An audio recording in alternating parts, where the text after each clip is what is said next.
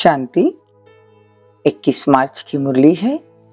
ज्ञान के सागर, आनंद के सागर शिव परमात्मा कहते हैं, मीठे बच्चे, भगवान आया है सभी भक्तों को भक्ति का फल, मुक्ति, जीवन मुक्ति का ठिकाना देने।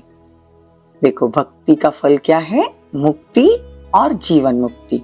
मुक्ति मतलब परम धाम लेके जाएंगे, जीवन मुक्ति मतलब सतयुग में लेके जाएंगे। तुम भक्त से अभी वारिस बच्चे बने हो। पहले हम भक्त थे, अभी हम भगवान के वारिस क्वालिटी के बच्चे हैं। प्रश्न है, तुम बच्चे की स्मृति में रहो तो दिल में खुशी के ढोल बाजे बजते रहेंगे। उत्तर है, सदा स्मृति रहे कि मोस्ट बिलीवर्ड बाबा आया है हमें विश्व का मालिक, शाहों का शाह बनाने। हम अभी सूर्यवंशी राजा रानी बन रहे हैं। बाबा हमें 21 जन्मों के लिए एवर हेल्दी वेल्दी बना रहा है। हमारे सतयुगी राज्य में जब चीजें फर्स्ट क्लास होती है, देखो सतो प्रधान होती है ना, सब चीजें फर्स्ट क्लास होती है, तो तत्व भी सतो प्रधान होंगे। आत्मा और शरीर दोनों गुलगुल मतलब फुल समान होंगे। इसी स्मृति में दिल में खुशी के ढोल बाजे बजते रहेंगे। ओम शांति। बच्चे जानते हैं कि बाप परम धाम में रहने वाला है। वह बाप खुद बच्चों को कहते हैं, अब तुम भक्त नहीं हो, अभी तो तुम भगवान के बच्चे बने हो। देखो, आज बाबा भक्त और भगवान के बीच में कैसे रिलेशन था, फिर हम कैसे बच्चे बने, वो बाबा बताते हैं। देखो, भक्त भगवान को ढूंढते रहे। भक्तों को भगवान नहीं कह सकते। देख, तो भक्त तो अनेक है, भगवान एक है। अब भक्त मनुष्य है तो जरूर भगवान को भी मनुष्य रूप में आना पड़े। गाया है, भगवान घर बैठे आते हैं। किसके घर? मनुष्य के घर। भगवान को जरूर मनुष्य का रूप धारण करना पड़े। निराकार परमपिता परमात्मा एक और भक्त अनेक। तो सभी मनुष्य इस समय भक्त भगवान को याद करते हैं ना, तो समझते कोई समय भगवान भी आया होगा। वो है स्वर्ग का रचयिता, तो जरूर एक ही होगा ना। देखो, आधा कल्प हमने भगवान को कितना याद किया। ड्रामा अनुसार जरूर भक्ति मार्ग में याद करना पड़े।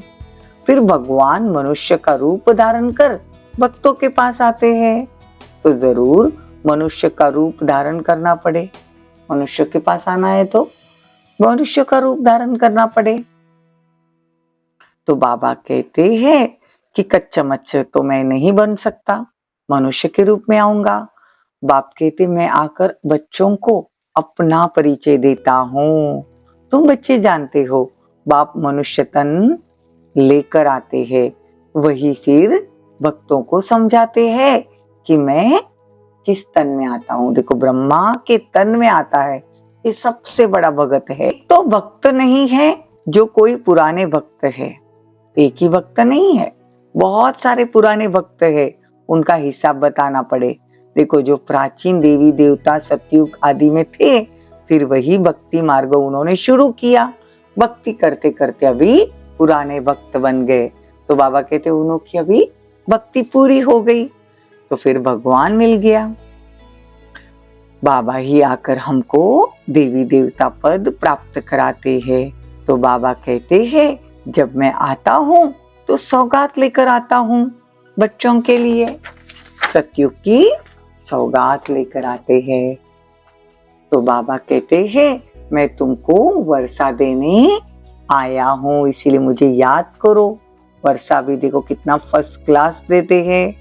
वास्तव में बाबा कहते हैं, दुनिया में बहुत सारे बच्चे मतलब भक्त जो है वो तीर्थों पर जाते हैं, लेकिन बाबा कहते हैं वास्तव में मनुष्य का सच्चा सच्चा तीर्थ मुक्ति और जीवन मुक्ति धाम है। स्वर्ग में रहने वाले देवताओं के जड़ चित्र यहाँ है। यहाँ मतलब बाबा के सामने सब बैठे हैं ना। देखो, दिलवाड़ा मंदिर भी वहीं है, जो जड़ चित्र है दिलवाड़ा मंदिर। और सच्चे चैतन्य में मधुबन में सब बाबा के पास बैठे हैं। भगवान आकर इन यात्रा के धक्कों से छुड़ाते हैं। बाबा कहते हैं तुमको देही अभिमानी बनना पड़े, तुम्हारी बुद्धि में ज्ञान टपकता रहना चाहिए, सारा दिन बुद्धि में ज्ञान टपकना चाहिए। बाबा कहते सच्चा सच्चा तीर्थ तो एक मुक्ति जीवन मुक्ति धाम है। बाकी हमने तो जन्म जन्मांतर तीर्थों पर गए, जिस्मानी तीर्थ जन्म जन्मांतर गए। बाबा फिर हमको इस सब बातों से छुड़ाते हैं, कहते बच्चे भी रूहानी तीर्थों पर चलो। हमारा सबसे बड़ा तीर्थ मधुबन है, हमारे सेंटर से, और ये छोटे छोटे बाबा के बच्चों के घर ये भी तीर्थ है। अल्पकाल के सुख को बाबा कहते हैं, अल्पकाल के सुख में जरा भी मजा नहीं। देखो अल्पकाल का जो सुख होता है जरा सा होता है, देखो जास्ती मिठाई और थोड़ी सी मिठाई, फर्क तो है ना। अल्पकाल का सुख और जास्ती सुख फर्क है ना। बाबा कहते हैं मैं तुमको बहुत धनवान बनाता हूँ, संपत्ति तो जरूर चाहिए तभी तो सुख होगा, संपत्ति रहेगी तो सुख रहेगा। संपत्ति के साथ हेल्थ भी अच्छी चाहिए, वेल्थ भी अच्छी चाहिए। तो बाबा कहते हैं मैं तुमको 21 जन्मों के लिए हेल्थ, वेल्थ और हैप्पीनेस बना देता हूँ। सतयुग में तो बहुत सारी चीजें, वहाँ की जो भी चीजें होती है सब सस्ती होती है, पैसे की कोई कमी नहीं होती है। पैसे के बदले अशर्फियां देते होंगे ना, और चीज भी फर्स्ट क्लास होगी। वहाँ के तो देखो तत्व भी सत्व प्रदान, तो उनसे जो माल बनेगा वो भी अच्छा बनेगा, खाने वाले जो रहेंगे वो भी अच्छे, खिलाने वाले भी अच्छे, बनाने वाले भी अच्छे। तो देखो बाबा कहते हैं खाने में भी वहां बड़ा मजा होगा। अभी तुम्हारे दिल में ढोल बाजा बजना चाहिए। मोस्ट बिलीवर्ड बाप आया है, कहते हैं मैं तुम्हारा मोस्ट बिलीवर्ड बाप हूँ, 63 जन्म तुमने याद किया जरूर मोस्ट बिलीवर्ड बाबा को, तब तो मैं आया हूँ। बाबा कहे कि मैं तुमको शाहों का शाह बनाने, स्वर्ग का मालिक, विश्व का मालिक बनाने आया हूँ। तो देवी देवता बनाता है ना, तो देवी देवता तो विश्व के मालिक है। तो मोस्ट बिलीवर्ड बाबा कहते बच्चे मुझे याद करो तो तुम्हारे विकर्म विनाश होंगे और तुम गुलगुल बन जाएंगे। तो कितना नशा चढ़ना चाहिए। बाबा कहते नशा भी उन्हों को चढ़ता है जो ज्ञान की धारणा करते हैं। ज्ञान की धारणा नहीं तो सूरत भल मनुष्य की है, परंतु सीरत बंदर जैसी है। भगवान है ज्ञान का सागर, आनंद का सागर। तो बाबा कहते फिर उनकी मत पर चलना चाहिए। यादव कौरव दोनों है रावण की मत पर चलने वाले, और हम हैं पांडव जो भगवान की श्रीमत पर चलते हैं। तो जहां भगवान है वहां जीत हमारी है ही। देखो कृष्ण कोई स्वर्ग स्थापन नहीं करता है, स्वर्ग तो स्थापन निराकार परमात्मा करते हैं। बाबा कहते हैं इतने दिन तुमने बहुत भक्ति की और देखो कहानियां भी बहुत सुनी, कहानियां सुनाने व ड्रामा आदि से कोई फायदा तो नहीं हुआ। एकदम बाप की शिक्षा बतानी चाहिए। बाप हमको क्या कहते हैं, हे मीठे बच्चे, हे आत्माएं, सारी सभा में कहना चाहिए हम श्रीमत पर चल रहे हैं। देवता बनने के लिए वो हमको राजयोग सिखा रहा है, मनुष्य को ऐसे पहचान देनी चाहिए।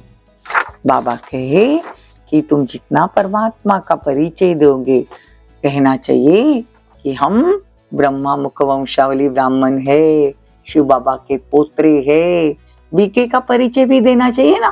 तो तुम भी सब आत्माएं शिव के पोत्रे, प्रजापिता ब्रह्मा के बच्चे हो, तो हम उनके बने हैं, इसलिए हमारा नाम ब्रह्म कुमार कुमारी है। देखो कल्प पहले यह ब्राह्मण से देवता, फिर क्षत्रिय, फिर वैश्य, शूद्र बनते हैं ना, अब फिर हम ब्राह्मण बने हैं। ऐसी अच्छी अच्छी चक्र का, अच्छी अच्छी रीति चक्र का राज बुद्धि में बिठाना चाहिए। चक्रवर्ती राजा कैसे बनना होता है ये नॉलेज यहाँ आकर लो। अच्छा, मीठे मीठे सिक्की लदे बच्चों प्रति माता पिता बाप दादा का याद प्यार और गुड मॉर्निंग। रूहानी बाप की रूहानी बच्चों को नमस्ते। हम रूहानी बच्चों की रूहानी माता पिता बाप दादा को याद प्यार, गुड मॉर्निंग, नमस्ते, थैंक यू, बहुत बहुत शुक्रिया। धारणा के लिए मुख्य सार, रूहानी यात्रा पर तत्पर रह। याद से आत्मा और शरीर दोनों को गुलगुल फूल समान बनाना है, विकर्म विनाश करने हैं। हम डायरेक्ट ईश्वर की मत पर भारत को स्वर्ग, मानव मात्र को दैवी गुणधारी बनाने की सेवा के निमित्त है। इस स्मृति में रहना। वरदान, सूर्यमुखी पुष्प के समान ज्ञान सूर्य के प्रकाश से चमकने वाले सदा सम्मुख और समीप भव। जैसे सूर्यमुखी पुष्प सदा सूर्य की सकाश से घिरा हुआ है, उनका मुख सूर्य की तरफ होता है, पंखड़ियां सूर्य की किरणों के समान सर्किल में होती है।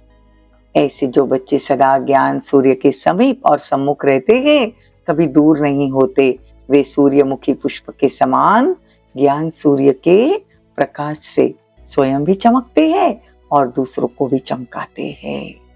स्लोगन, सदा हिम्मतवान बनो और सर्वों को हिम्मत दिलाओ, तो परमात्मा मदद मिलती रहेगी। ओम शांति, ओम शांति।